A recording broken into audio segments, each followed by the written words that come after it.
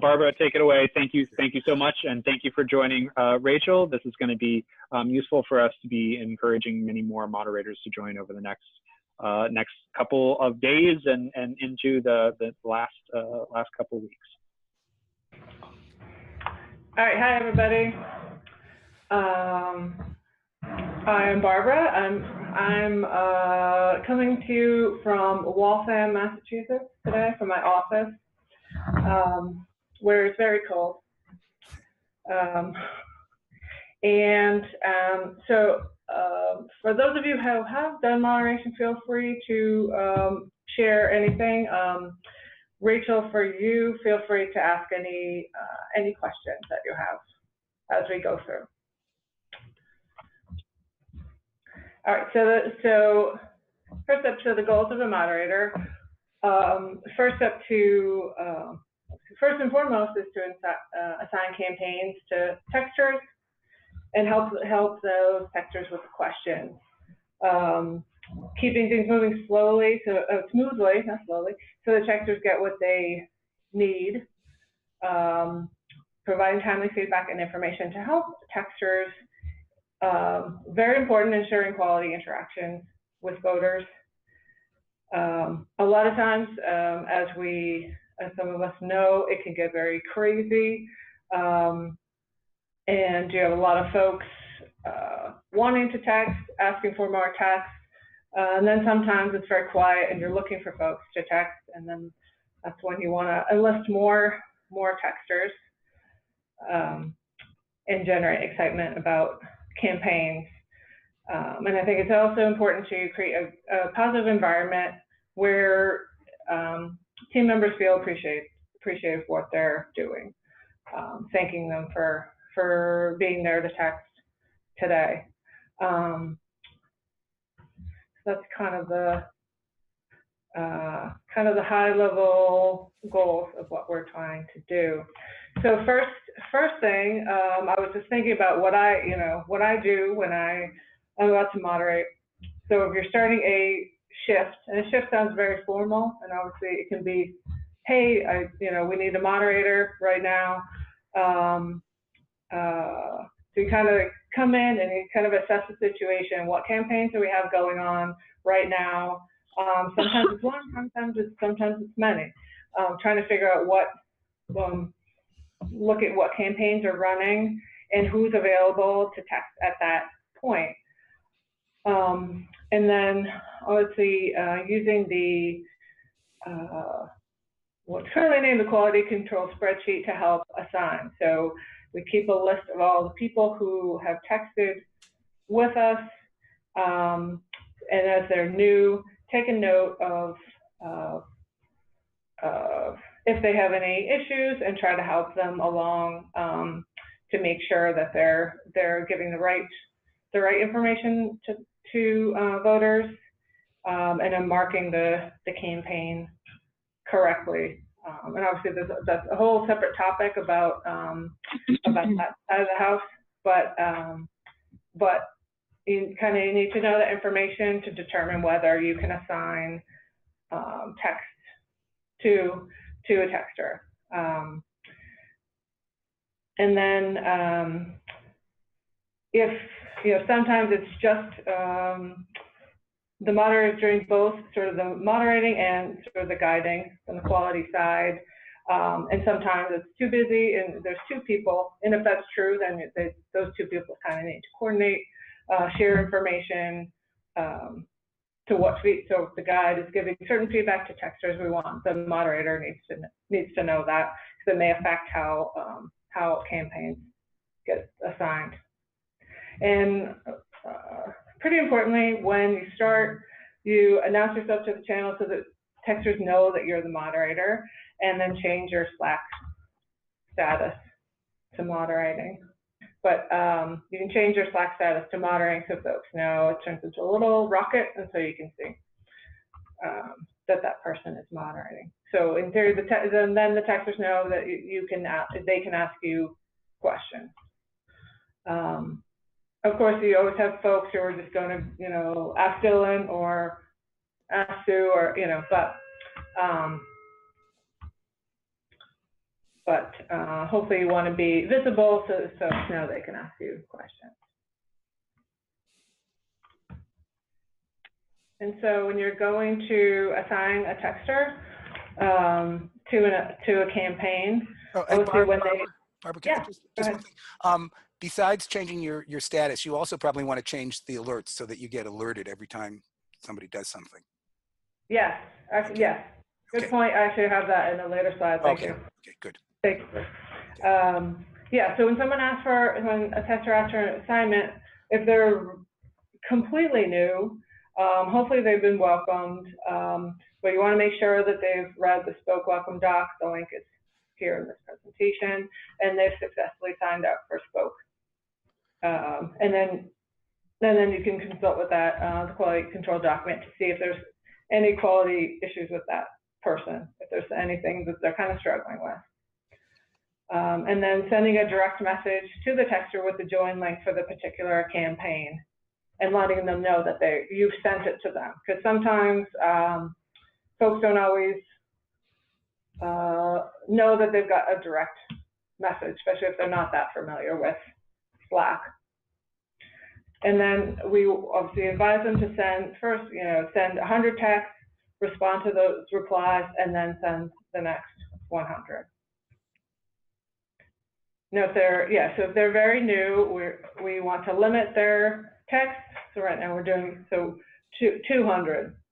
So if they join a new campaign, they're brand new, we set their text to 200, and then that way they can only send those 200, and then they're stopped. And at that point, it gives us the opportunity to review their responses and make sure that they're responding in the right way to voters.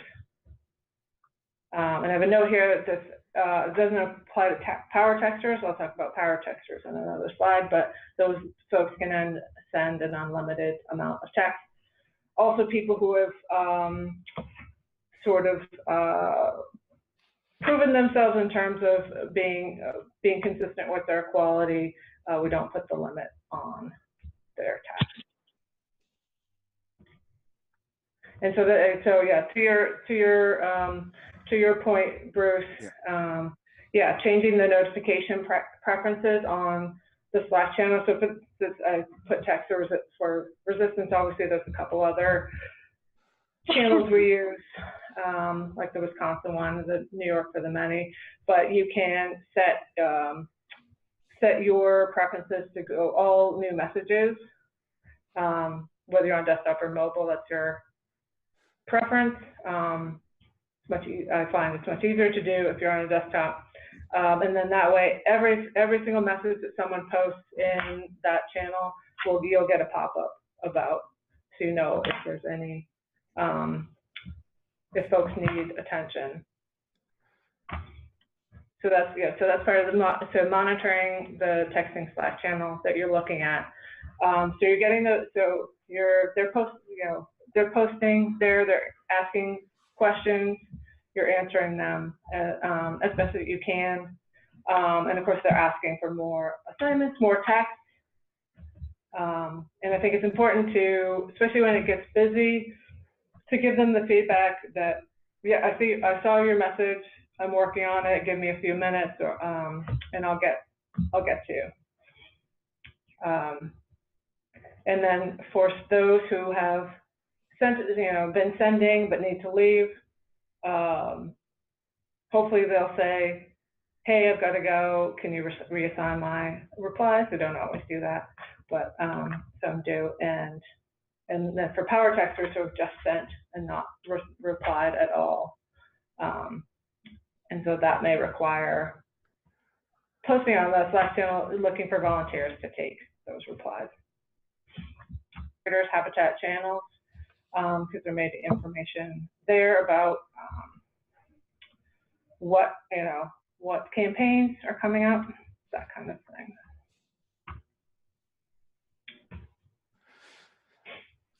And then so part of monitoring is making announcements in the Slack channel. So obviously the first one is if I have a new campaign, here's a campaign, here's some information about it. So hopefully the texter can take a look and see what it's about, what kind of responses we've got. So they know how to answer questions efficiently. And then I think most of these are making sure that the texters are doing the right thing. So making sure that they use the current question and the canned replies and not going off script, not writing their own replies, as some people might do. Knowing when to opt out people. I feel like this is the most asked about topic, and maybe misunderstood topic. Just people ask, oh, they said no, they didn't want to go to that event. Does that mean we should opt them out? That kind of thing. We need to, deliver these strategically on the Slack based on the types of issues that we might be seeing when we're looking at messages, and also what's being asked in the channel. So I think the opt-out tutorial is like maybe the most posted thing, I would think. And then some other ones that are in the Moderator tools doc are how to get back to the original question. Sometimes if you have a script, it's kind of nested. You've answered a bunch of questions, how to get back to that original question, because maybe you need to change the response based on more information. And also pinning an emoji. Someone actually asked about this yesterday. Having never been on Slack, they didn't know how to do that. So knowing when texters might need a little more information, and chances are if they have those questions, someone else does too. So good to occasionally put those out based on what you're seeing in the questions and what you're seeing in when you're reviewing the messages. And then, like I said, so those are all in the Moderator tools doc, the text for those, and they can just be copy and pasted into the Slack channel. All right, and so power texters. Let's do a separate slide for these because they're a little different. It's specific kind of texters who just sends text out and does not reply to responses. So it's just someone who can just sit there with their finger on the enter key, send out a bunch of messages. And so typically, the power texter should say to the moderator, actually, I want a power text today, and then say when they're leaving, so that the moderator knows, so that they need to handle those responses and assign them to someone else. Also, the moderator should look for active conversations and message review before reassigning to ensure that they've not violated that agreement. Because technically an agreement that I'm just power texting, I'm not answering replies. We want to make sure that they're just doing that and not making any errors when they send. Guiding, so this is so I changed the title on the slide a couple times. So it was quality control, now it's guiding. So when the texter hits the number of texts that you specify, especially when they're new and we're limiting them, we want to look at the text and identify any issues. So if there's, like I said, it could be the moderator and the guide could be the same person, or it could be a separate person. So if there's a separate guide, they will review and update the spreadsheet, and then they need to coordinate with the moderator. And if there's not a separate guide, the moderator would then review the text, update the spreadsheet, and communicate those issues with the texters to make sure that they know what they need to be doing. When a texter accumulates so many active conversations that fixing and finding errors is burdensome, having to click through all the text can be a pain. They could be reassigned to a do not assign account. Sue has one, Dylan has one as well, and then tended to at a later time. Actually, I actually want to pop over to, oh yeah, I want to pop over. Can you guys see my spoke screen? Mm-hmm. Yes. Okay, cool. Yeah, so I guess I just shared Chrome and not any other app, so I couldn't go over to Slack. But so I wanted to show, yeah, so if what we're talking about was limiting the text. So if you go into a campaign, you see everyone who is texting for that campaign, and then you can see, say for this person, we've capped that person at 200, and when they hit, so they've done 145, when they hit 200, they won't be able to proceed, and we'll need to take a look at their responses and make sure they're answering appropriately, using their the answers and the canned replies appropriately. And then to show on message review, so if you want to look and see who, if you need to say reassign some replies, say if it's a power texter, so I'm gonna go for Nancy. Power texter shows she's always doing power texting, and we'll see things that need a texter response. So I know these texts need to be reassigned to someone else. There's 158 of them. That may be too much to assign to one person. So you may want to break it up between a couple people, depending on their availability. And so we can just do this, reassign to myself, and I could just click. So I'm just going to do 10, and I could just click reassign selected, and then those would be assigned to me to look at.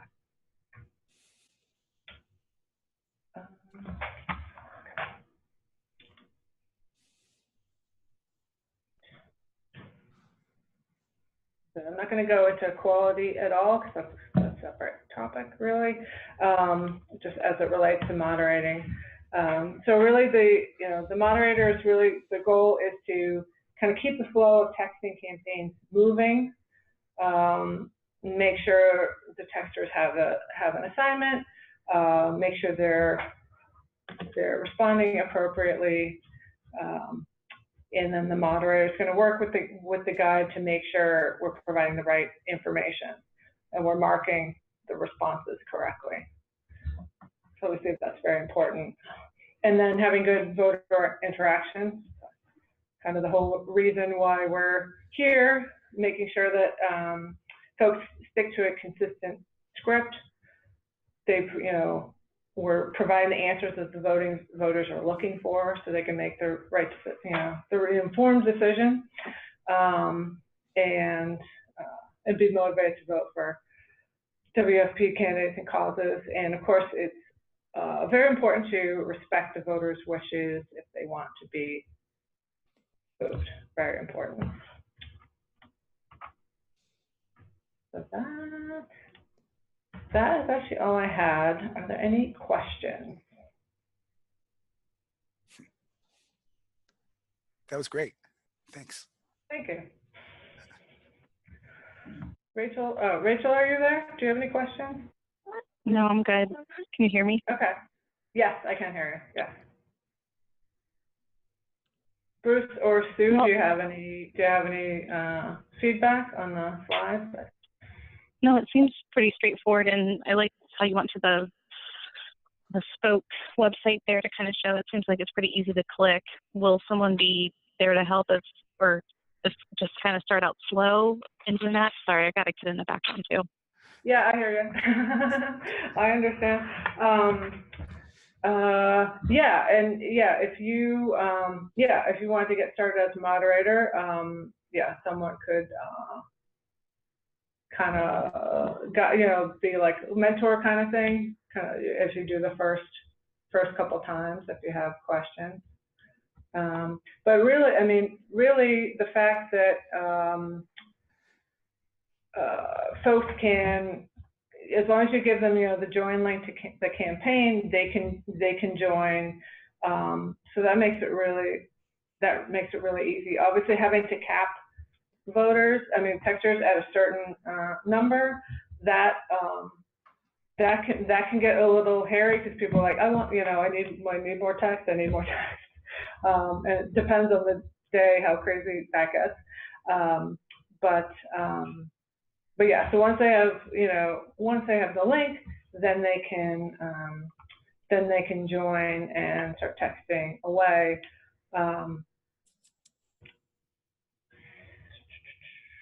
And then let's see what else. I'm trying to think what else kind of comes up. But yeah, it is pretty straightforward. Yeah, it's different than some texting programs where you actually assign a user text. This is just like if you have the join link, then you can go ahead and join and just start texting. So it's a little different. And you do this all through your desktop or a laptop? Yeah. Yep. I do it at work. I do it at work on a Windows machine. I do it at home on a Mac. It's no problem. In a Paint, I've done it on my phone as well. It's not, it's obviously not the best, but okay, yeah, because I have a couple of days off work each week, so I have a couple of days I can do some of it over the next 2 weeks. Yeah, right. It's like a very critical time. The only thing I might add is that there might be occasions where you'll have to tell the texter on a question. You might have to wait until either Dylan can answer it or somebody from the campaign can answer it. So that happens. Yeah. It definitely happens because voters were asked like all kinds of questions based on what's particularly important to them, some specific issue. So I mean, I personally, I do try to see if I can quickly find the answer. The answer, based on the campaign, because voters were asked like all kinds of questions based on what's particularly important to them, some specific issue. So I mean, I personally, I do try to see if I can quickly find the answer based on the candidate's website or something like that. But yeah, but if it's not something I can quickly glean, then yeah, then you can, depending on the campaign, yeah, you could raise it to contact at the campaign. That's a good point. Because we're certainly not going to have all the answers.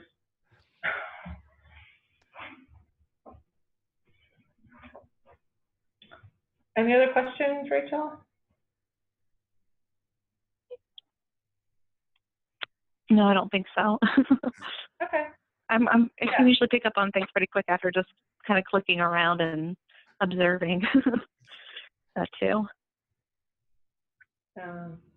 Yeah, so we can definitely help you out as you get started. And we're all kind of learning all the time, so and helping each other out. So. All right, cool. All right, awesome. All right, thanks everybody. I guess I will end I stop sharing. Okay. Yeah, can you email? So it's a little different. And you do this all through your desktop or a laptop? Yeah. Yep.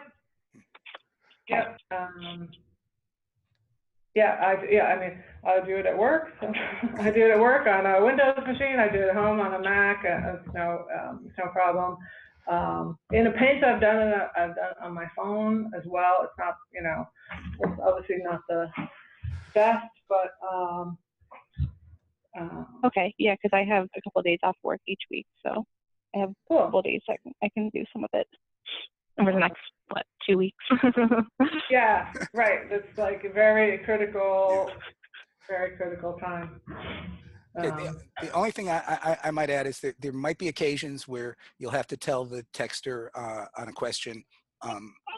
You might have to wait until either Dylan can answer it or somebody from the campaign can answer it. So yeah, that happens. It definitely happens because voters will ask like all kinds of questions based on what's particularly important to them, some specific issue. So, I mean, I personally, I do try to see if I can quickly find the answer based on, the candidate's website or something like that. But yeah, but if it's not something I can quickly glean, then yeah, then you can, depending on the campaign, yeah, you could raise it to contact at the campaign. That's a good point. Because we're certainly not going to have all the answers. Any other questions, Rachel? No, I don't think so. Okay. I can usually pick up on things pretty quick after just kind of clicking around and observing that too. Yeah, so we can definitely help you out as we get started. And we're all kind of learning all the time, so and helping each other out. So. All right, cool. All right, awesome. All right, thanks everybody.